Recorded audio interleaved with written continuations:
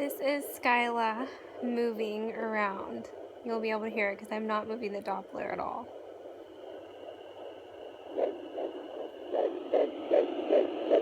That's her heartbeat.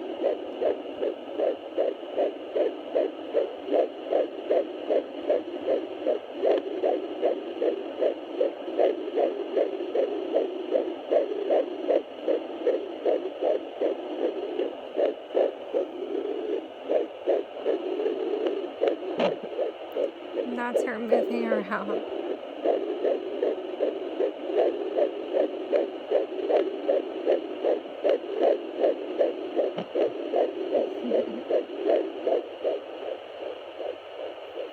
And she just moved, which is why the heartbeat went away.